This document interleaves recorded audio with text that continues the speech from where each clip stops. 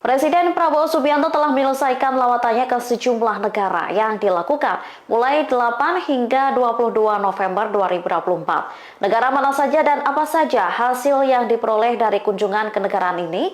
Berikut telah kami rangkum hasil lawatan Presiden Prabowo dalam 2 pekan terakhir.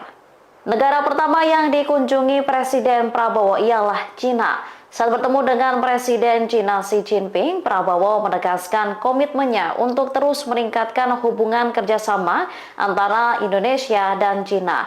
Kepala negara juga menghadiri pertemuan antara Kamar Dagang dan Industri Indonesia, Kadin, dengan sejumlah perusahaan tinggi di China. Dalam pertemuan tersebut dilakukan penandatanganan perjanjian investasi senilai lebih dari 10 miliar dolar Amerika Serikat atau sekitar 157 triliun rupiah. Negara kedua yang dikunjungi adalah Amerika Serikat. Presiden Prabowo dan Presiden Amerika Serikat Joe Biden saling setuju memperkuat kerjasama untuk terus meningkatkan hubungan Indonesia-Amerika Serikat. Biden juga mengidentifikasi beberapa fokus kerjasama, termasuk memperkuat kawasan Indo-Pasifik yang bebas dan terbuka, kemudian mendukung transisi energi bersih. Amerika Serikat juga berkomitmen untuk mendukung ketahanan pangan Indonesia melalui pertanian berkelanjutan. Negara ketiga yang dikunjungi kepala negara ialah Peru. Bertemu dengan Presiden Republik Peru, Dina Boluarte, Presiden Prabowo sepakat untuk memperluas kerjasama di bidang kebudayaan dan ekonomi.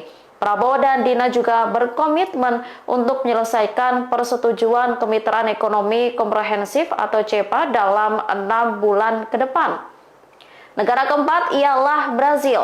Di sana, Prabowo bertemu dengan Sekjen Perserikatan Bangsa-Bangsa Antonio Guterres. Keduanya membahas berbagai isu, mulai dari Palestina hingga perubahan iklim global. Sementara pelaku usaha Indonesia dengan Brasil menyepakati kerjasama di berbagai sektor senilai sekitar 44,4 triliun rupiah. Negara terakhir yang menjadi negara yang dikunjungi oleh Presiden Prabowo adalah Inggris.